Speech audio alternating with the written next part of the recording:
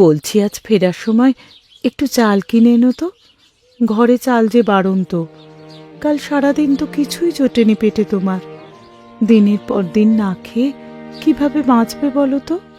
আসলে গিন্নি, আমি একা না খেয়ে আছি নাকি? তোমার পেটেও তো ভাতের একটা দানা পর্যন্ত পড়েনি। না মানে, ওই 2-1 দিন উপোস করলে কিচ্ছু হবে না গো। এটাই তো চলছে গিন্নি, দিনের পর দিন। এখন আর আগের মতো পুজোও জোটে না। দিন দিন এই পৌরোহিত্য প্রথাও কমে যাবে। এখন তো তাও পেটে কিছু জোটে, কিন্তু সামনে তো ভারী বিপদ, ঘোর অন্ধকার। ঠাকুরকে জল বাতাসা না দিয়ে নিজে কোনোদিন জলও মুখে তুলি না। সেই ঠাকুরই কি শেষে এই দিন দেখালো গো? এর চেয়ে আমার মরণ। আহ গিন্নি, করো কি? কাজে বেরোনোর মুখে এইসব অকথা কুকথা মুখে এনো না। তোমার ঈশ্বরের ওপর ভরসা রাখো। ওই একটা কথা আছে না, খাবে চিনি যোগাবে চিন্তামণি। তাই আর দুশ্চিন্তা না করে হাসি মুখে বিদায় দাও গিন্নি। হ্যাঁ গো, এসো। দুর্গা দুর্গা।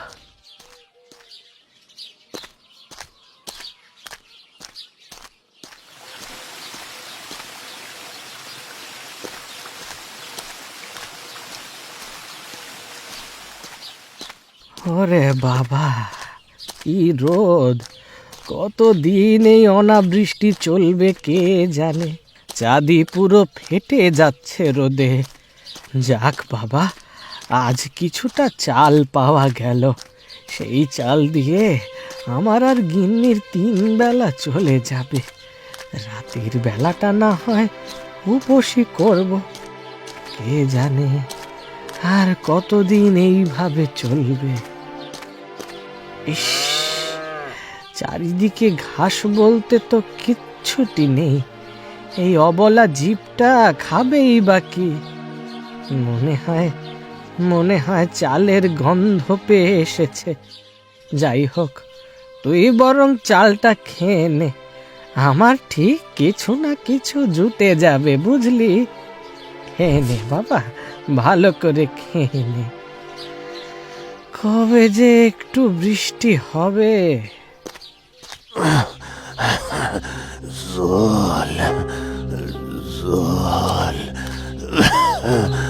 একটু জল। জল? এই শুকনো কাঠ ফাটা জঙ্গলে এখন জল কোথায় পাই? হে প্রভু, পথ দেখাও। জল জল,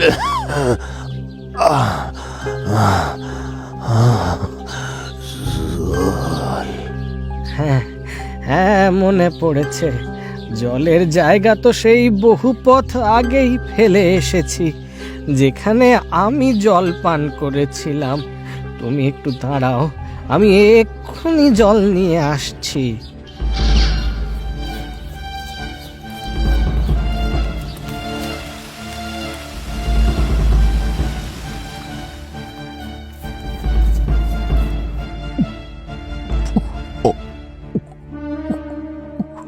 আপনার অবস্থা দেখে তো আমি খুবই ভয় পেয়ে গিয়েছিলাম।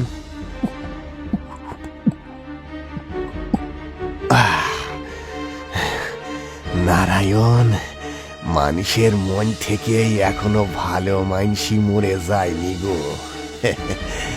এখনো পৃথিবীতে ভালো মানুষের সংখ্যাই বেশি, বুঝলে?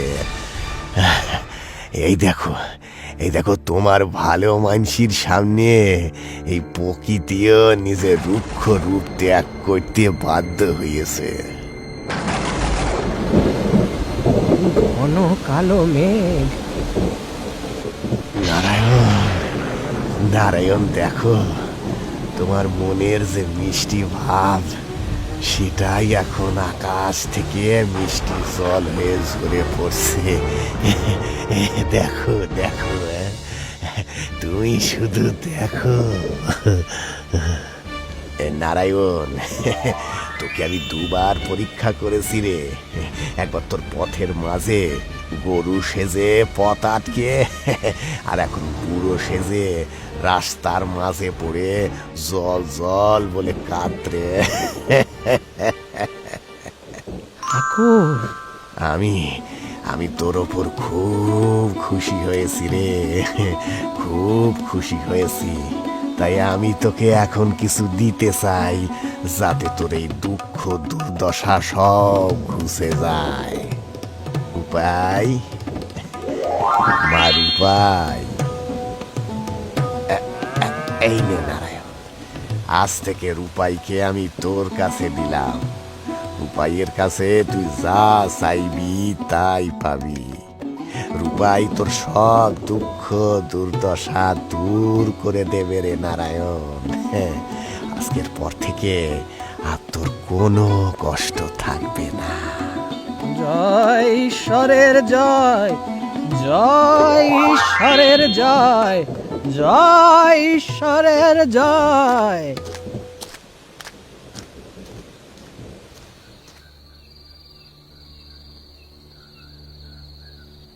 কি গো, এত রাত করলে?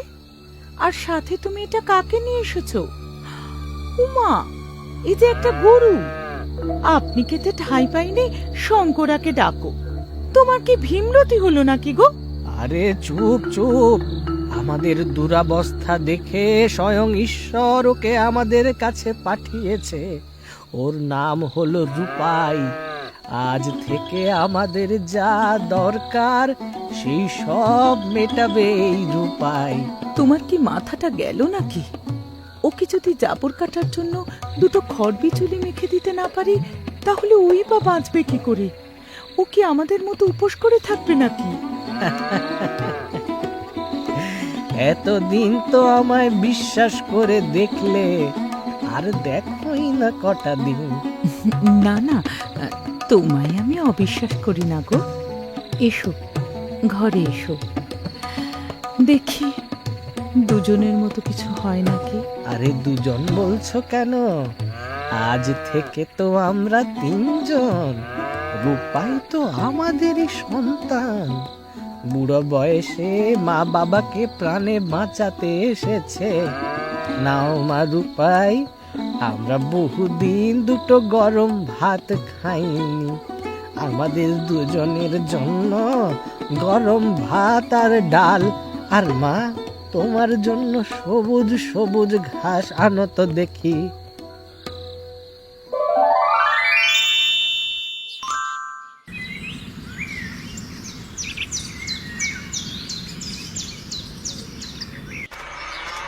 নাও মা রূপাই, এবার এই কচি কচি ঘাসগুলো খেয়ে ফেলো তোমার।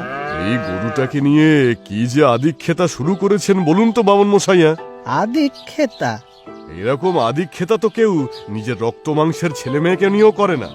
নেই তো, ও যে মানুষের থেকেও বড় রে শম্ভু। নইলেই বুড়ো বাবা মাকে দেখতো কে? মানে? সে অনেক কথা রে শম্ভু, পরে বলবো। এখন তুই আয়, বুঝলি, রূপাইয়ের খাওয়ার সময় হয়ে গেছে। এতদিন তো নিজেদের খাওয়ার পয়সাও ছিল না, এখন আবার কোথা থেকে এই গরুটাকে ধরে এনে খাওয়াচ্ছে? না, ব্যাপারটা তো ভালো ঠেকছে না। বিষয়টা দেখছি জানতেই হবে। ও গিন্নি, এবার আমাদেরও খাবারটা বাড়ো দেখি। শোনো না, রূপাইকে নিয়ে ঘরের ভিতরে চলে এসো। ওই রকম বাইরে খেলে ওর যে নজর লেগে যাবে। হ্যাঁ হ্যাঁ, সেই ভালো। কি, গরুকে ঘরের মধ্যে নিয়ে গিয়ে খাওয়াবে? বুড়ো বুড়ির মাথাটা একেবারে গেছে মনে হচ্ছে। গিন্নি, কিরকম খাচ্ছ বলো? আবার যে দুবেলা থালায় ভর্তি গরম গরম ভাতের গন্ধ পাবো, সেই আশা আমি ছেড়েই দিয়েছিলাম গো। বলছি, এরপর না কটা টালি এনে ঘরের ছাদটা একটু ঠিক করে দিও না গো। বৃষ্টি হলেই ঘরটা ভেসে যায়। রূপাইয়ের জন্যে এ আর এমন কি ব্যাপার, রূপাই সব করে দেবে। কিন্তু কিন্তু মেয়েটা আগে ভালো করে খেয়ে নিক। সে কি, একটা গরু কিনা হাটে বাজারে গিয়ে দরদাম করে ডালি কিনে আনবে? না না না না না, এখানে আর কিছুক্ষণ দাঁড়ালে আমার মাথাটাই কাজ করা বন্ধ করে দেবে। শরীরটা শরীরটা আমার কিরকম যেন খারাপ লাগছে সব শুনে। আমি আমি বরঞ্চ বাড়িতে যাই।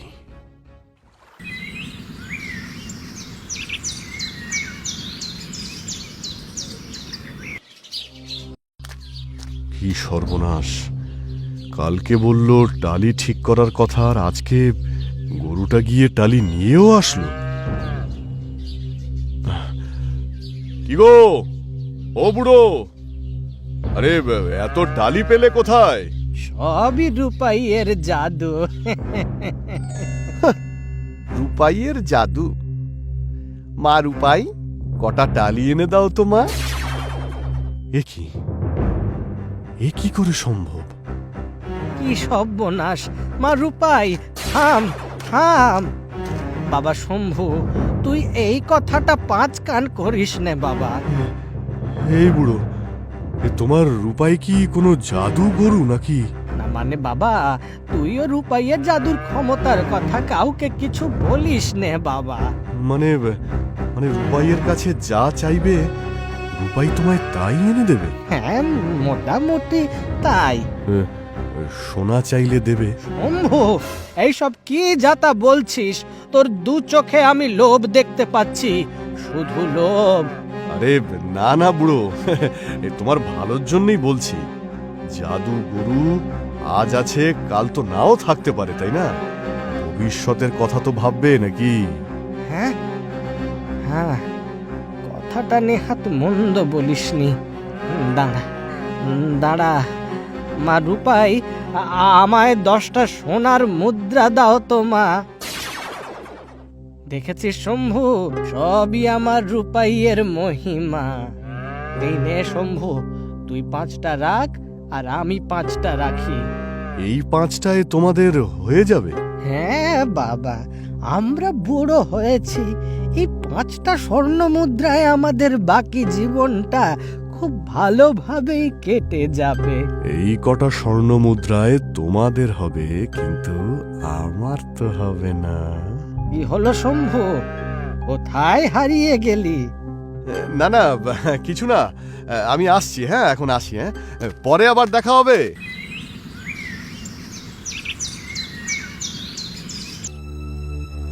কথাটা সত্যি নাকি শম্ভু? হুজুর, আমি কি আপনাকে কখনো মিথ্যে বলতে পারি? আমি নিজের চোখে দেখেছি হুজুর। বটে বটে, জাদুগরু। হ্যাঁ, যা চাইবো তাই পাবো। হ্যাঁ হুজুর, আমি নিজের চোখে দেখেও বিশ্বাস করতে পারছিলাম না। শেষে আমি নিজেকে একটা জোরে চিমটি কাটলাম, তারপরে আমার বিশ্বাস হলো। কিন্তু যদি খবরটা মিথ্যে হয় তাহলে? তাহলে আপনার যা ঠিক মনে হবে তাই শাস্তি আপনি আমাকে দেবেন। না হলে হুজুর, আপনি আমার সঙ্গে সঙ্গে ফাঁসিতে ঝুলিয়ে দেবেন। তাহলে তো যেতে হয় একবার, নিজের চোখে দেখতে হয় পুরো ব্যাপারটা। হ্যাঁ হুজুর, আপনি চলুন। বুড়োটা খুব কষ্ট দিচ্ছে ওই গরুটাকে। খুব ভালো করলি বুঝলি শম্ভু, এই ব্যাপারটা আমাকে জানিয়ে। কোনো অবলা প্রাণীর ওপর কোন রকম অত্যাচার আমি আবার সহ্য করতে পারি না, সহ্য করবো না, কিছুতেই না। তোর কাজে আমি খুব খুশি হয়েছি শম্ভু। বল বল, কি পুরস্কার নিবি বল। যা দেবেন হুজুর, একটু ভেবে চিনতে না হয় দেবেন। এই মানে আমার আর আমার বউ ছেলের যাতে সারা জীবন কোনো অভাব না থাকে। ভালোই ঝোপ বুঝে কোপ মারছে বেটা। দাঁড়া, একবার ওই জাদু গরু পাই, তারপর তোকে দেখাচ্ছি। শোন শম্ভু, তোকে আমি 1000 স্বর্ণ মুদ্রা দেব। জয় জয় জমিদার মশাইয়ের জয়। নারায়ণ, ও নারায়ণ, বাড়ি আছো? নারায়ণ, আরে ও নারায়ণ। দেখলে দেখলে আমাদের কি সর্বনাশটাই হলো। আমি বলেছিলাম না, শম্ভুকে একদম ভরসা করা যায় না। ওকে ভরসা করে তুমি খুব ভুল করেছো। দেখো এখন ওই পাজি শম্ভু কিরকম গিয়ে জমিদারের কান ভাঙিয়েছে। জমিদার এখন দলবল নিয়ে ঘাড়ের ওপর নিঃশ্বাস ফেলছে। গিন্নি, এবার রূপাইকে আমি কি করে বাঁচাবো? আরে আয় নারায়ণ, কানে কথা যাচ্ছে না নাকি? কখন থেকে ডাকছে?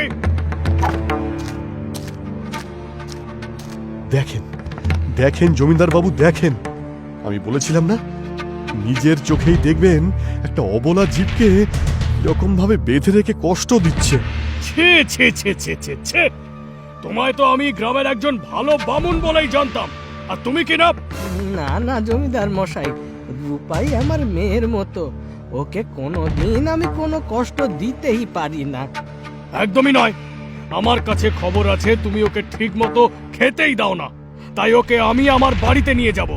আজ থেকে ও আমার খামার বাড়িতেই থাকবে। কি বলছেন জমিদার বাবু? আপনি যদি রূপাইকে নিয়ে চলে যান তাহলে আমরা স্বামী স্ত্রী এই বয়সে সন্তান শোকে মারা যাব। এই রকম অন্যায় করবেন না জমিদার বাবু, আমি আপনার পায়ে পড়ছি, এরকম করবেন না। এইরকম করবেন না, আমি আপনার পায়ে পড়ছি জমিদার বাবু, এরকম করবেন না। এইসব মরা কান্না রাখো তো, আমি জানি ওইসব ছেলেপুলে কিছু নয়, তোমাদের লোভ এই কথা বলছে। না না, ওকে ওকে আমরা সন্তানের মতো ভালোবেসে ফেলেছি জমিদার বাবু, ওকে আমরা সন্তানের মতো ভালোবেসে ফেলেছি।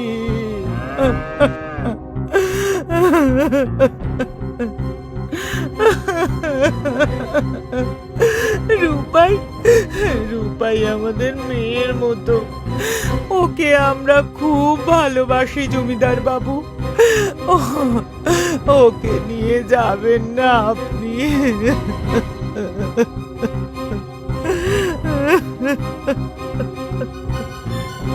রূপাই মা আমার, এবার তুই কিছু একটা কর, তুই নিজেকে নিজে বাঁচা মা আমার।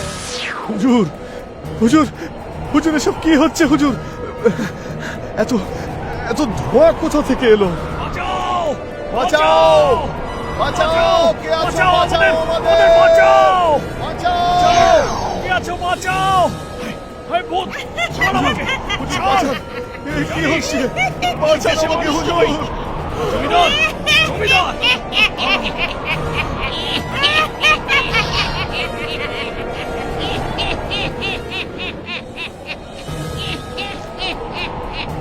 বাঁচাও! বাঁচাও আমাদের! কে আছো? আমাদের বাঁচাও! ছাড় এক্ষুনি! আয়, কে আছো? আরে বাঁচাও! বাঁচাও! বাঁচাও!